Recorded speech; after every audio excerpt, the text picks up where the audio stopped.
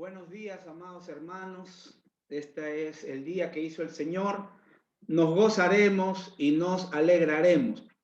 Vamos a orar para comenzar con la palabra. Padre, en el nombre de Jesús, estamos delante de tu santa presencia.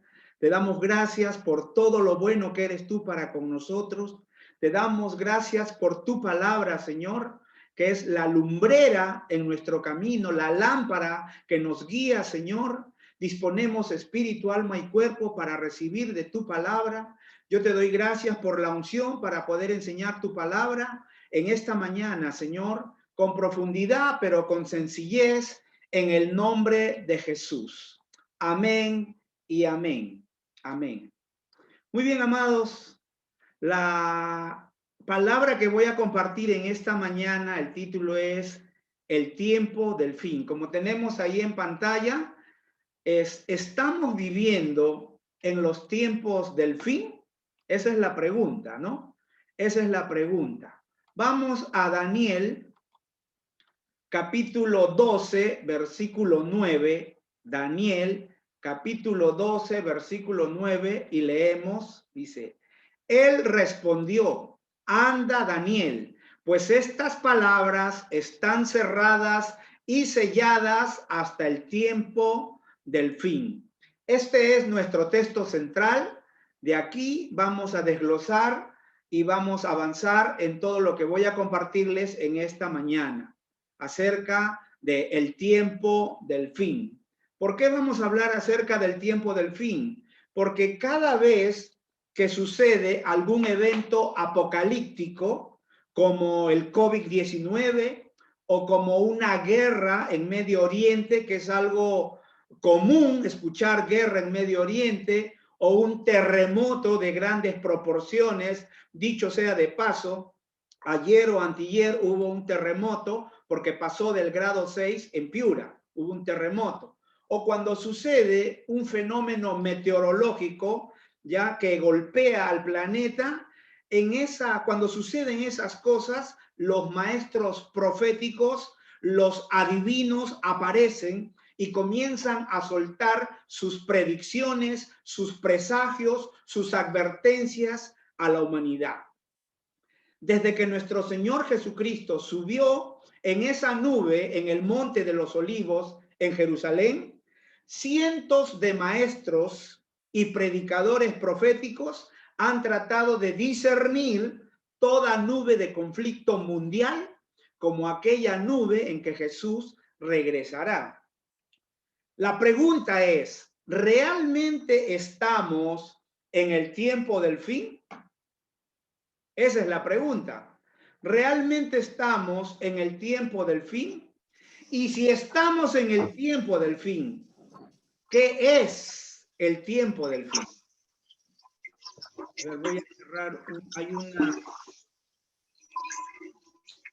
Voy a cerrar, acabo de cerrar un micrófono porque se filtra y se escucha lo que está sucediendo ahí, ¿no? Entonces, como decía, la pregunta es, ¿realmente estamos en el tiempo del fin? Y si estamos en el tiempo del fin, ¿qué es el tiempo del fin? Lo primero que tenemos que entender es que el tiempo del fin no es el fin del tiempo. Repito, lo primero que tenemos que entender es que el tiempo del fin no es el fin del tiempo.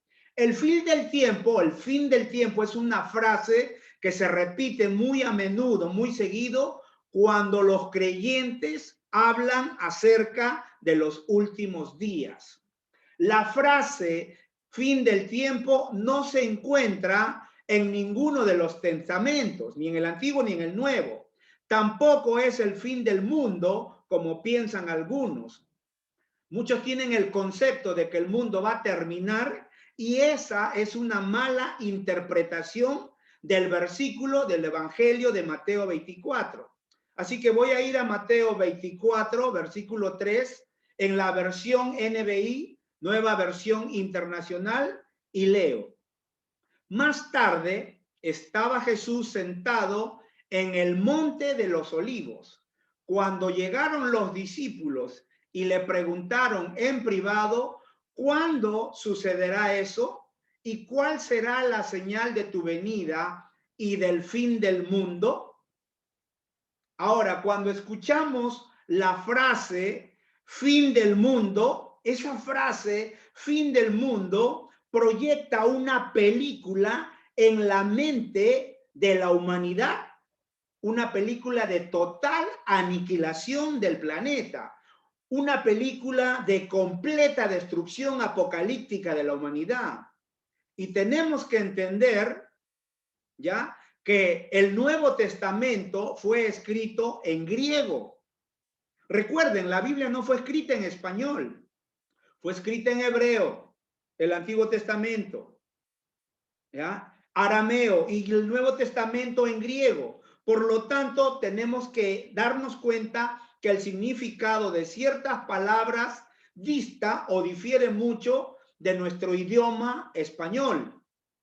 Por ejemplo, hay 3 palabras griegas diferentes traducidas como mundo. Hay 3 palabras diferentes en griego para la palabra mundo. Y estas están en el capítulo 24 de Mateo, en el famoso discurso del Monte de los Olivos, en que nuestro Señor Jesús predijo las señales de la destrucción de Jerusalén. 1. La futura tribulación. 2. Y su regreso para establecer su reino. ¿Ah? Él predijo 3 cosas. La destrucción de Jerusalén, número 1. La futura tribulación y su regreso, donde él establecería su reino milenial. ¿Ya? Ahora vamos a ver esta palabra mundo en el griego. Vamos a ver la palabra griega mundo en el libro de Mateo y su significado. Y para ello vamos a ir a Mateo 24:3, que ya lo tiene ahí, pero falta añadirle lo siguiente.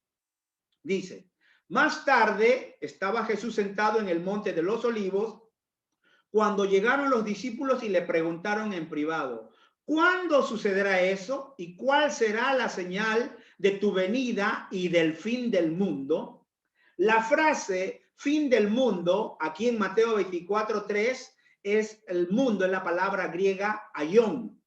Y esta palabra griega aion se refiere a una era, a un lapso de tiempo, ¿ya? Y cuando hablamos de una era, estamos hablando de un lapso de tiempo. Por ejemplo, usted no estudia la primaria en un año, es un lapso de tiempo. Usted tiene que pasar por primero, segundo, tercero, cuarto y quinto grado. Es un lapso de tiempo. Lo mismo es con la secundaria. Usted en un año no me hace toda la secundaria.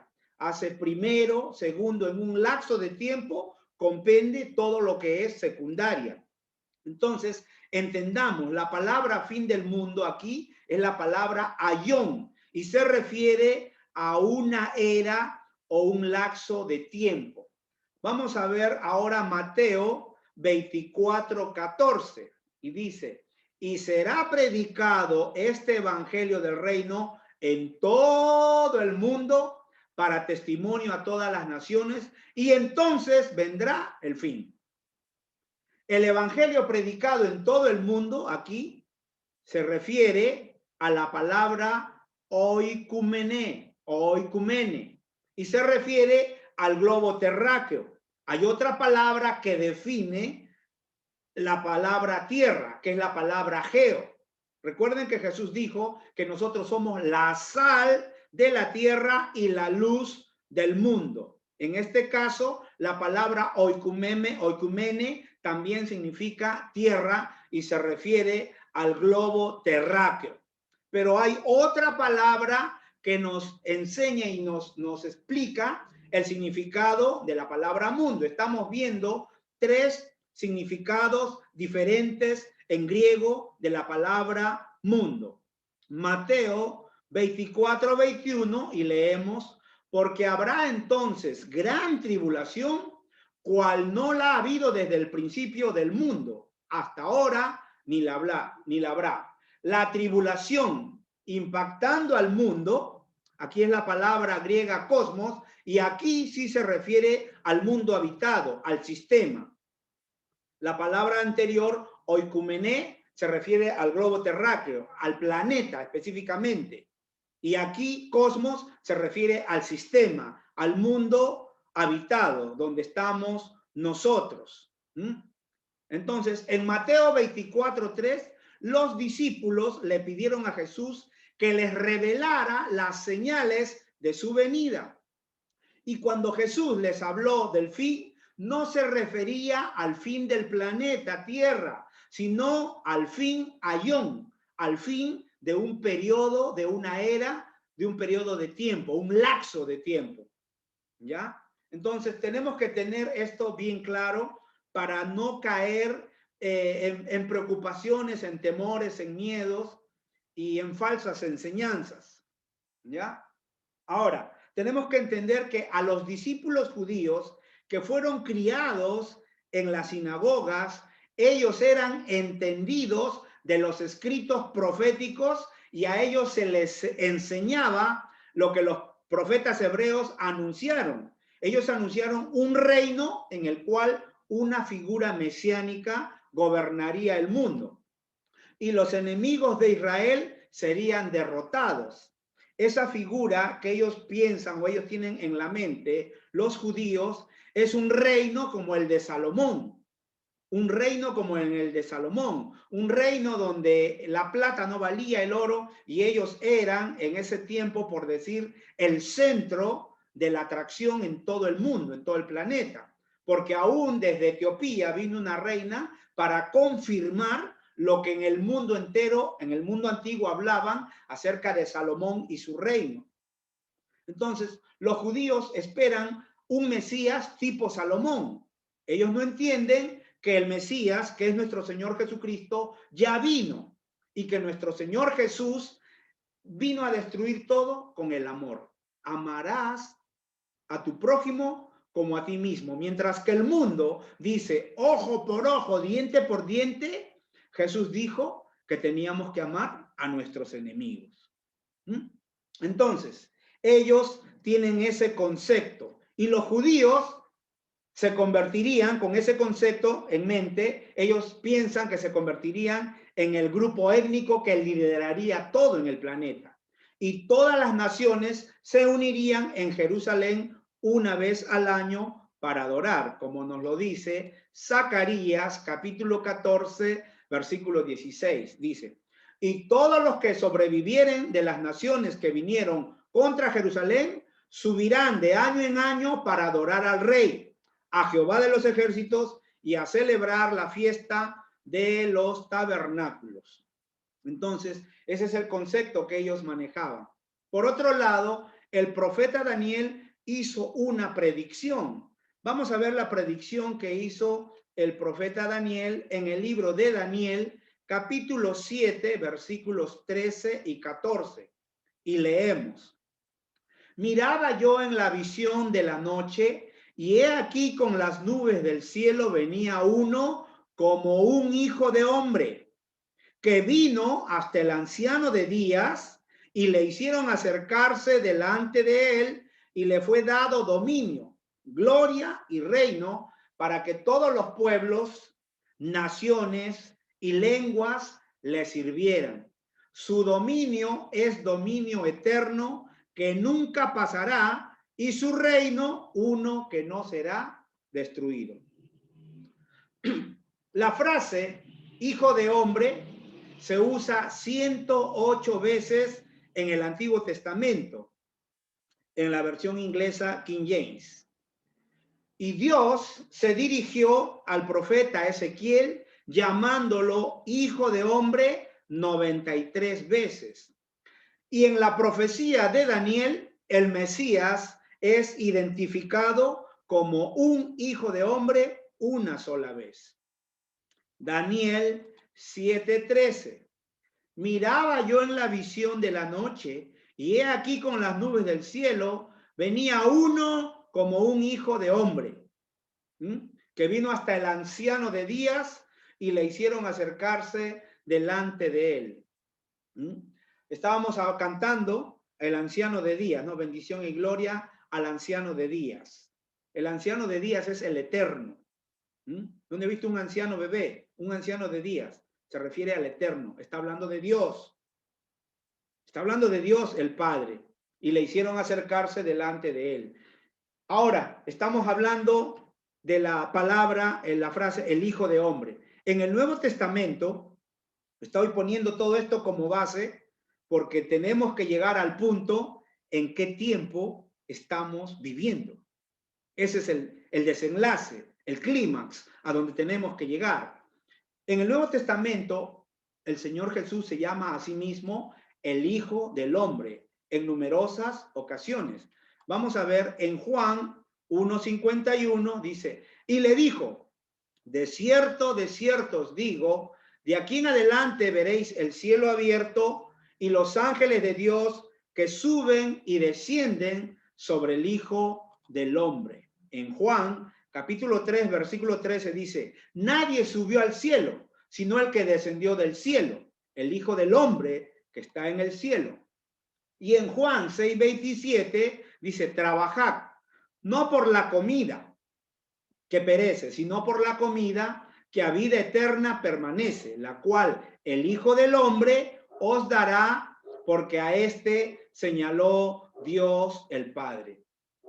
Cristo Jesús vino predicando el evangelio del reino. Cristo Jesús vino haciendo milagros y prediciendo el futuro de Israel. Los discípulos entendieron, ellos discernieron que Jesús era el Mesías. Recuerden lo que le dijo Jesús a Pedro, esto no te lo reveló ni carne ni sangre. Entonces, Pedro entendió y todos los discípulos entendieron que Jesús era el Mesías, el Cristo, el ungido, el Hijo del Hombre que Daniel profetizó que traería el reino victorioso y final en la tierra. Vamos a ver Daniel, lo que profetizó Daniel, capítulo 7, los versículos 18, 22 y 27. Y leemos.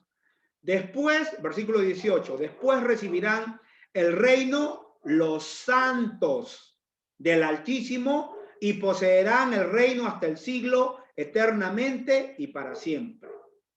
Versículo 22, hasta que vino el anciano de días y se dio el juicio a los santos del Altísimo. Y llegó el tiempo y los santos recibieron el reino. Versículo 27, y que el reino y el dominio y la majestad de los reinos debajo de todo el cielo sea dado al pueblo de los santos del Altísimo, cuyo reino es reino eterno y todos los dominios le servirán y obedecerán. En estos tres versículos vemos que los santos del Altísimo recibirán y poseerán el reino. ¿Quiénes son los santos del Altísimo? La iglesia de Jesucristo. Nosotros. Está hablando de nosotros. En estos tres versículos habla de los santos del Altísimo. Gloria a Dios por eso. Entonces, Jesús dijo que ocurrirían muchas señales claves antes de que se establezca el reino mesiánico en Jerusalén. Jesús predijo que la era final sería precedida por guerras y rumores de guerras, por hambre y pestilencia en diversos lugares. Vamos a ver en Mateo capítulo 24, versículos 6 y 7. Dice, y oiréis de guerras y rumores de guerras. Mirad que no os turbéis, porque es necesario que todo esto acontezca, que todo esto suceda. Pero aún no es el fin, porque se levantará nación contra nación y reino contra reino, y habrá pestes y hambres y terremotos en diferentes lugares. Jesús les advirtió que ejércitos enemigos rodearían Jerusalén y terminarían arrasando la ciudad y el templo. Lo vamos a ver en Mateo 24:2 y en Lucas capítulo 21. Mateo 24:2 dice, respondiendo él les dijo, ¿veis todo esto? ¿A qué se refería? ¿Veis todo esto a Jerusalén? De cierto os digo que no quedará aquí piedra sobre piedra que no sea derribada. Y en Lucas 21:20 dijo, pero cuando vieran o viereis a Jerusalén rodeada de ejércitos, sabed entonces que su destrucción ha llegado. Entonces Jesús les avisó con anticipación que seguiría una gran persecución y las familias se volverían unas contra otras en conflictos familiares, generando ofensas y odio. Lo dice Mateo 24, del 9 al 12, y leemos: entonces os entregarán a tribulación y os matarán, y seréis aborrecidos de todas las gentes por causa de mi nombre. Muchos tropezarán y se entregarán unos a otros, y unos a otros se aborrecerán. Y muchos falsos profetas se levantarán y engañarán a muchos. Por haberse multiplicado la maldad, el amor de muchos se enfriará. Entonces Jesús habló ya con anticipación lo que iba a suceder acerca de la gran persecución y los conflictos familiares entre las familias. Ahora, Jesús también les reveló el principal indicador cuando iba a culminar, a terminar la era del hombre. Mateo 24:14, y leo: y será predicado este evangelio del reino en todo el mundo para testimonio a todas las naciones, y entonces vendrá el fin. La predicación del evangelio en todo el imperio romano, en los días de los apóstoles, en los días de los discípulos, fue una señal del cumplimiento del tiempo de Israel, de Jerusalén, el templo y el pueblo judío. Desde el día de Pentecostés, alrededor del año 32 después de Cristo, cuando nació la iglesia, hasta el año 70 después de Cristo, fue cuando la 10ª región romana invadió Jerusalén y destruyó la ciudad y finalmente la arrasó. Un año después estaba todo destruido. Y el evangelio del reino ya había sido predicado alrededor del mar Mediterráneo, en lo que conocemos o en lo que se conoce como Medio Oriente, Europa y Asia Menor. Y el fin llegó para Israel, Jerusalén y el templo, tal como nuestro Señor Jesucristo lo había predicho en Mateo 24, 1, 2. Y leemos Mateo 24, versículos 1, 2. Cuando Jesús salió del templo y se iba, se acercaron sus discípulos para mostrarle los edificios del templo. Respondiendo, él les dijo: ¿veis todo esto? De cierto os digo que no quedará aquí piedra sobre piedra que no sea derribada. Hoy en día, en este tiempo, algunas personas con muy buenas intenciones, pero escasos teológicamente hablando, intentan probar que todas las profecías relacionadas con el tiempo del fin y el regreso de Cristo ya se cumplió, y eso no es así. Ellos enseñan que esto se cumplió en el año 66 después de Cristo y en el año 70 después de Cristo. Y ellos, para fundamentar su tesis, o esto como lo podemos llamar, vientos de doctrinas, estos vientos de doctrina, o sea, enseñanzas que no son correctas, ellos citan como base al historiador Flavio Josefo. Y Flavio Josefo habla de eventos de los cuales ya dan evidencia de que todas las señales cósmicas que dijo nuestro Señor Jesús ya se han cumplido, y no es así. Esos eventos registrados por Josefo incluían la extraña actividad cósmica, una estrella con forma de espada suspendida sobre la ciudad y un cometa que aparecería sobre Jerusalén un año antes de la destrucción. Flavio Josefo también habló de una luz sobrenatural que era vista de noche y de la puerta oriental del patio interior, que se cerraba por 20 hombres y que descansaba sobre una base forjada con hierro y tenía tornillos muy ajustados muy profundo en el piso, sólido, la cual estaba ahí hecha de una sola piedra. Y se la vio abrirse por sí misma alrededor de la hora sexta de la noche. La hora sexta de la noche es las 12 de la noche.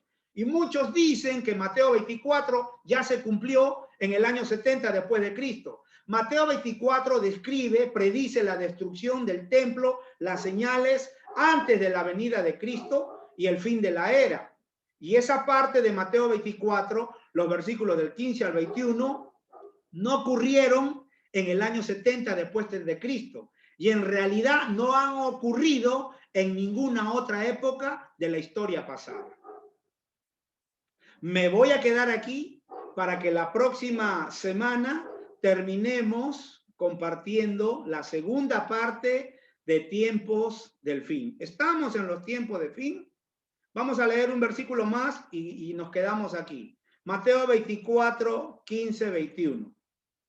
Por tanto, cuando veáis en el lugar santo la abominación desoladora de que habló el profeta Daniel, el que lee, entienda. Entonces, los que estén en Judea, huyan a los montes. El que esté en la azotea, no descienda para tomar algo de su casa. El que esté en el campo, no vuelva atrás para tomar su capa. Mas hay de las que estén encintas y de las que críen en aquellos días. Orad pues que vuestra huida no sea en invierno ni en días de reposo, porque habrá entonces gran tribulación, cual no la ha habido desde el principio del mundo hasta ahora, ni la habrá. Ni la habrá. ¿De qué señales está hablando? ¿Qué señales son estas? Número 1, la abominación desoladora en Jerusalén, en el lugar santo. Mateo 24, 15. Número 2, la gran tribulación, tal como nunca jamás se ha visto en la historia. Número 3, los días de la tribulación serán acortados por amor a los elegidos. Número 4, el sol se oscurecerá, la luna no dará su luz y las estrellas caerán. Número 5, el Hijo del Hombre aparecerá en los cielos para que todos la vean. Y 6, los ángeles recogerán a los escogidos de los 4 puntos de la tierra. Los hechos que aquí se mencionan no han ocurrido todavía, pero se irán manifestando en el tiempo del fin. La próxima semana vamos a continuar desarrollando este interesante tema acerca de el tiempo del fin. Vamos a orar. Amado Dios y Padre, en el nombre de Jesús, te damos las gracias porque estas cosas escondidas nos las muestras a nosotros, Padre. Gracias por alumbrar los ojos de nuestro entendimiento con tu palabra, Señor. Te damos a ti toda la honra, toda la gracia, las gracias a ti. Estamos expectantes, sabemos lo que va a suceder en el planeta, pero te damos gracias porque tu iglesia, los santos, somos guardados, somos cuidados, somos los atalayas y somos los que tenemos la tarea de predicar este evangelio a todo el mundo, Señor, antes del último mover de Dios. Estamos entrando al último mover tuyo, Señor, y antes de este último mover tenemos que predicar. Y gracias por este último mover tuyo, Señor, donde se manifestarán los dones del Espíritu en una dimensión mayor y tú usarás a toda tu iglesia, Señor, para el propósito que tú ya estableciste, porque tú estás esperando pacientemente y no quieres que ni un alma se pierda. Pon personas en nuestra vida, Señor, en el nombre de Jesús, para predicarles tu palabra, en el nombre de Jesús. Amén y amén.